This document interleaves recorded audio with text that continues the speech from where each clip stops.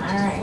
So next year you're in. All right, I'm going to call this special meeting of the Stratford Board of Education to order at 6:06 p.m. on Monday, September 12th. We do have a quorum, barely, we did it, and we are here today to discuss and workshop our board goals.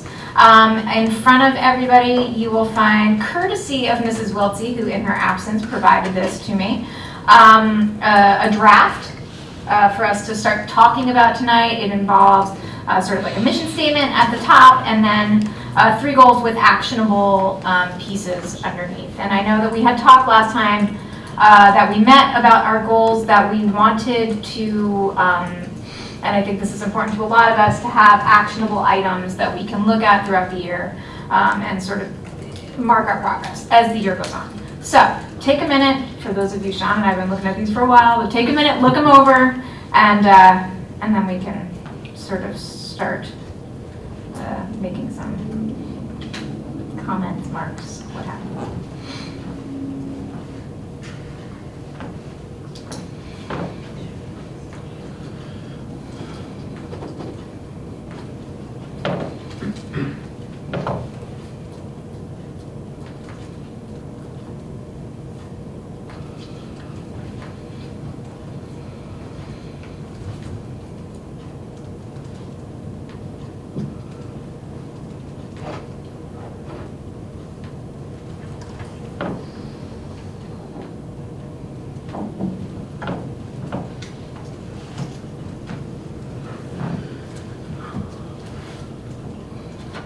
Informal discussion, so anything you want to just insert, have at it.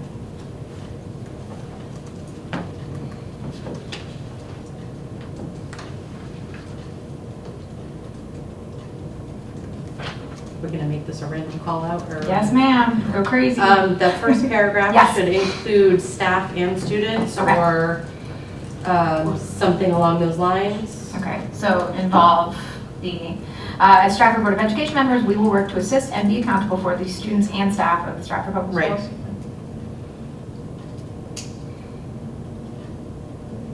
Where's that again? I'm sorry, the first sentence, Sean, yeah. And then in number 1, instead of parent support, family support. Family, yes ma'am. The Stratford Board of Education will encourage and support family and community engagement and involvement.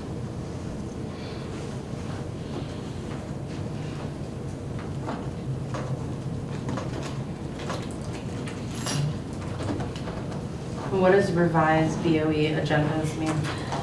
That, and perhaps we can talk about maybe better wording, but you know, some of the things I know it's been brought to our attention of late, just from other board members and also from community members, that maybe there are certain parts of our agenda that might be off-putting to folks looking to be involved. You know, some of the language around the public forum, we might want to, you know, look at that even as early as, frankly, as our upcoming meeting. But you know, because right now there's language such that it sort of limits talking points to agenda items, stuff like that. So you know, we want to encourage public participation in our process, in our meetings, and so any way that we can do that, including the language on our agendas, I think, you know, is worth looking at and working on. So. Does that answer your question? It does, Okay. and I know what we're referring to. Yeah. I'm not sure I'm crazy about the The language. wording, right. It could be, I mean, we could maybe something along the lines of encourage participation or something. Yeah, There could be some sort of right. language like that. Okay. Instead of I understand what you're saying. Revise. Yeah. Right. Yeah. Okay, I like that. So encourage, something like that. Public participation. You got it. Yeah. Yes, that's right. Yeah.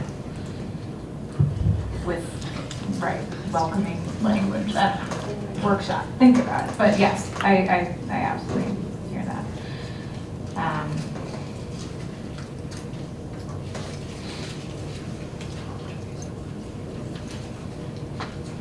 And then I mentioned, Yes, sir. just reading this, Mhm. something about not the Alliance District, but monitoring progress instead, you know, I'm not sure where that would fit in. Right. No, I know, but like, I know last time you talked, did mention something along those lines, Sean, you talked about Mhm. data showing where, like, we're Okay. improving, like, Right. as a district, but as a board, and like Okay. growing that way, like really having data-driven Yeah. kind of measures. Measurable. And I absolutely agree with that. Where do you Yep. think that could, I would probably have to go in under a number. 2 or Three? 3? Because that's policy. Or we could expand, you know, in a fiscally responsible and data-driven manner or something. For number 2, the Stratford. Yeah. Well, yeah, I like to throw some words in. The Stratford Board of Education will act in a fiscally responsible way based on, help me out guys, but it's based on data-driven methods, I don't know. Because I do feel like that data-driven piece, you know, on our end, would express itself in, you know, how we're looking at the budget. So, you know, and so in that fiscally responsible way. So, those data points for us would be important for that, right? So we can see, oh, these points are showing that this program's working, or these Yep. data points are showing that, you know. I'd love to add something in from like the strategic operating plan in which we're saying something about meaningful learning and we're, you know, creating a meaningful learning environment where we're collecting appropriate data, Right. something along those lines. The performance indicator under that section of the strategic operating plan. Yes, I have it all written down. Under that section is very driven to the data points and, you know, increasing literacy and math scores, et cetera. Right. So if we could somehow, I mean, I don't want to make this too crazy. Right. But For me, I it's think that's important- really important for us to. I agree. For me, it's important though that we focus more on like, as board members, what those data points mean for us.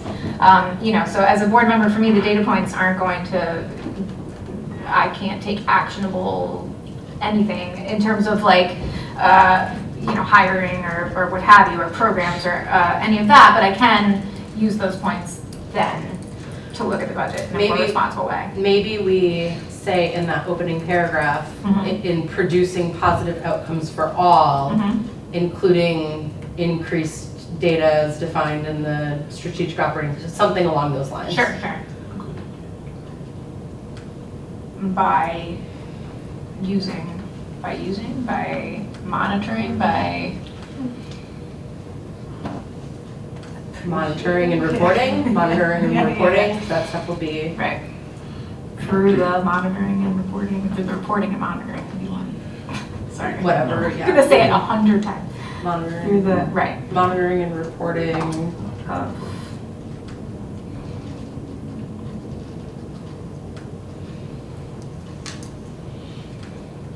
Of data used to measure student success.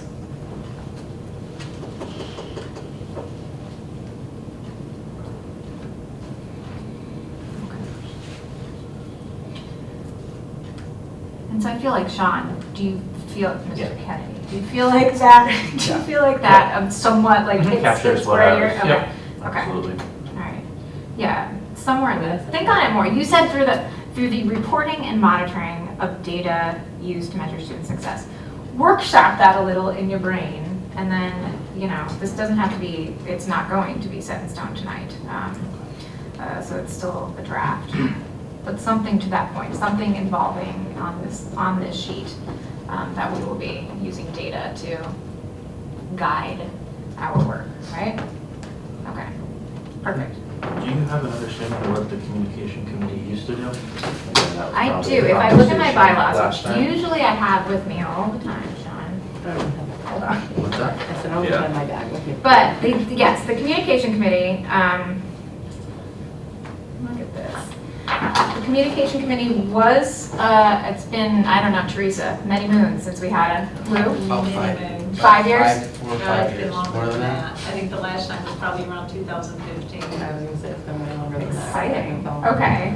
So, I'm looking in here, hold on, because I do have all the committees listed. Do we know why it was disbanded or just? I do not, personally, Lou does. Can I- Lack of an agenda for one thing, and They kind of, once I started doing a lot more digital and virtual communication in terms of all the meetings and the highlight films and going in the schools, they sort of just said, we're gonna let this go through Dr. Robinson to Lou and let us kind of put it all together out there, and that's when the chair decided to dissolve the committee. Gotcha. I can read you guys right now what it says in our bylaws. The Communication and Public Relations Committee regularly updates district-wide guidelines and procedures for communications and programs, so that's a policy type situation, right? Consistently utilizes innovative social media and technology, that sounds exciting, and maintain a relationship with the local media.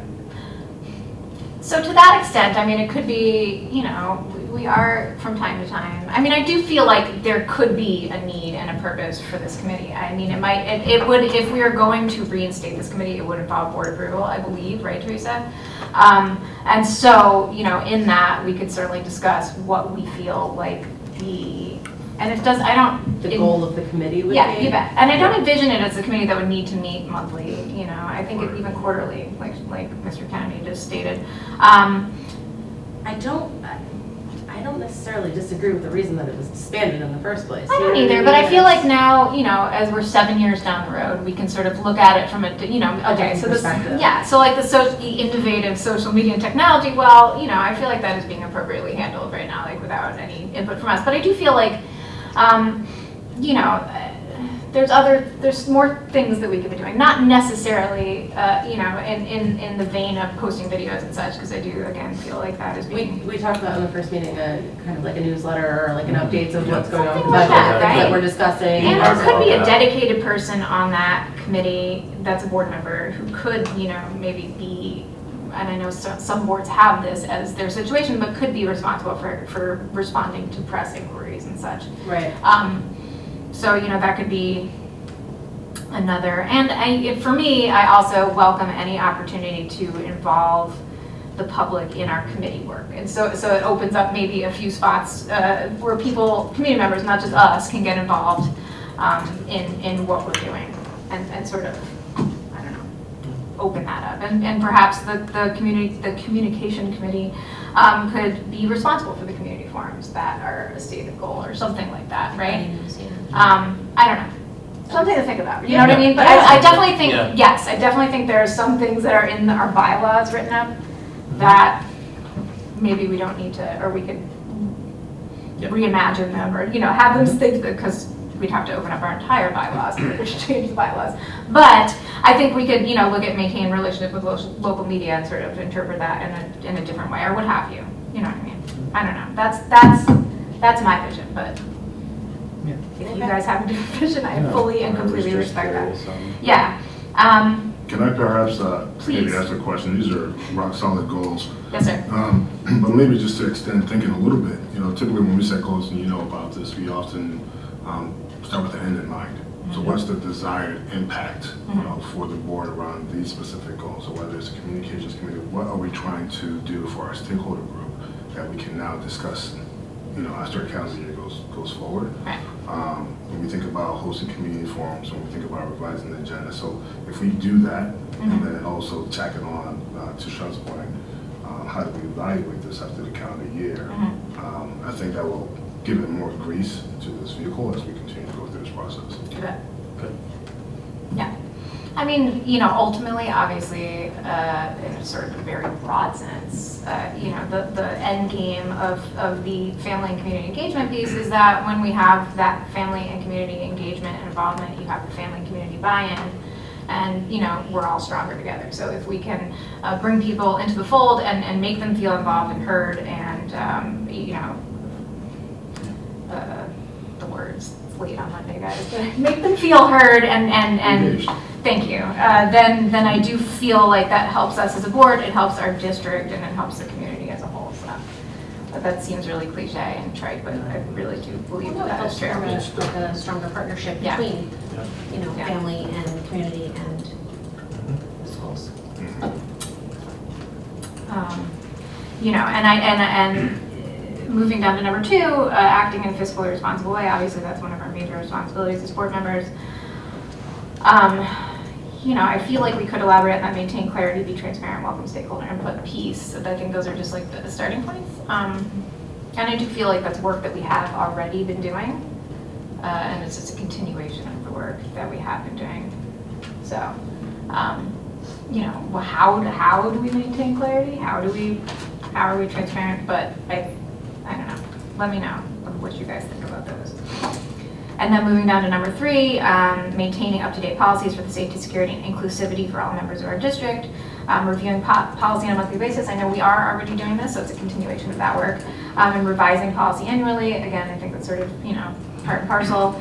And I think that last piece is real key, ensuring policies are consistently communicated and reviewed with all staff. Because if we're going to do this work, then I think it's also important that we ensure that the changes that are being made, or even the policies in general are That's being right. enacted. Yeah, you bet. And that they're consistently enacted across all schools and across the district. So Right. that's really an important piece. And if you guys can think of ways that would be,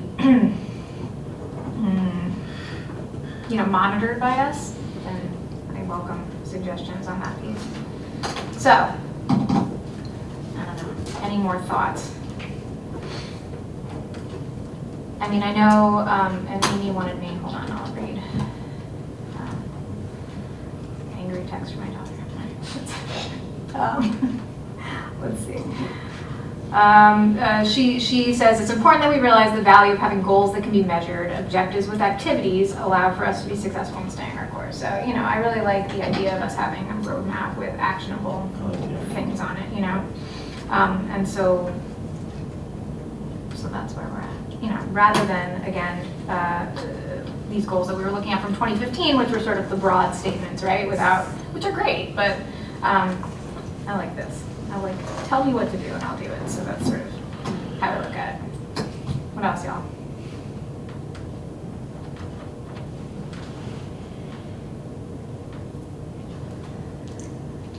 Fabulous. Anything else? So, So, is there a statement to wrap it all up? I don't know. I mean, I don't think we what do you guys think? Just out of curiosity. No, I think if we have Yeah, things that's taken and fine. then just Yeah. bullet point, here are kind of your goal, your overall objectives, here's how we're gonna Mhm. accomplish this. Let me know if there's any elaboration or point that, you take issue with. I'm going to try to put these together to go out in our agenda packets and then to hopefully be approved at our meeting on Monday. Next Monday, that is, sorry, not today. So that we can get to work on these, right? The sooner the better. The year started, let's, I like that these do tie in, I feel like, with our new SOP and with the Portrait of the Graduate, because we had discussed, sort of the importance of that happening. And then, the vision would be to meet mid-year, because why not?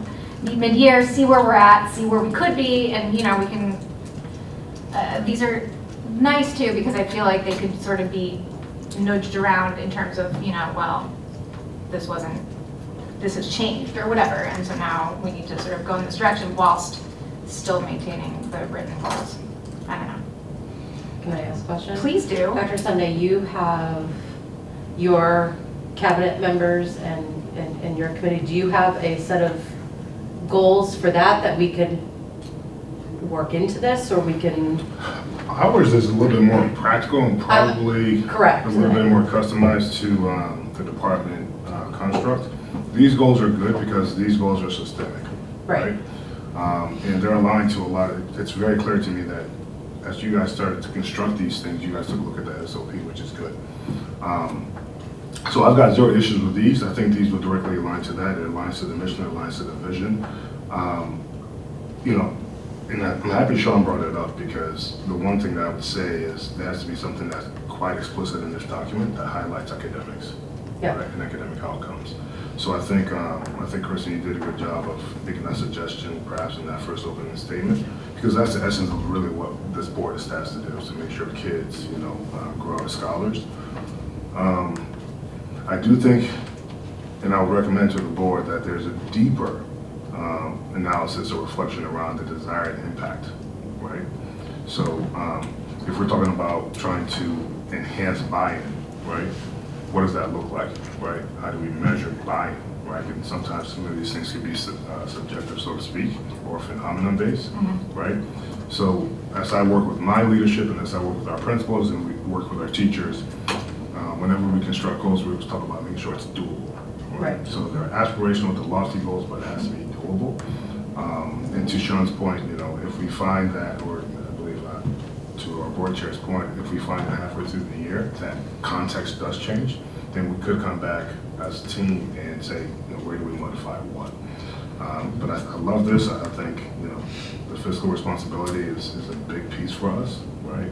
I think strategic thinking is something that can also show up, but also the only thing that I would say is probably not explicitly present here is the academic piece, which I think you'll have a chance to address.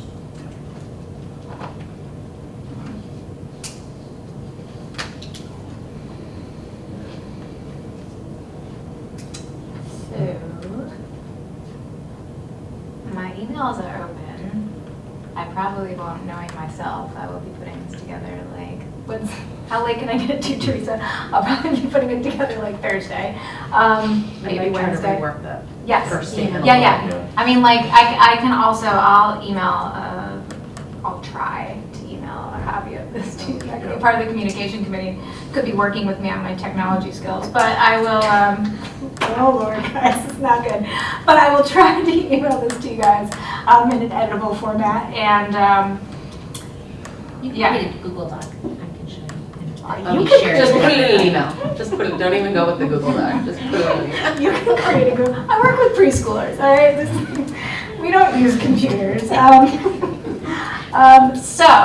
But something like that will happen. And then like, let's workshop it together, because obviously this is, you know, and I will also obviously be sharing with Mr. Hendrick, Ms. QB, and Ms. Wiltsey to get their feedback and input so that it's something that all of us have touched. And then, you know, we get to work. I'm excited about it, so. This is good. Very good. Yeah, so that's where we're at. Anything else?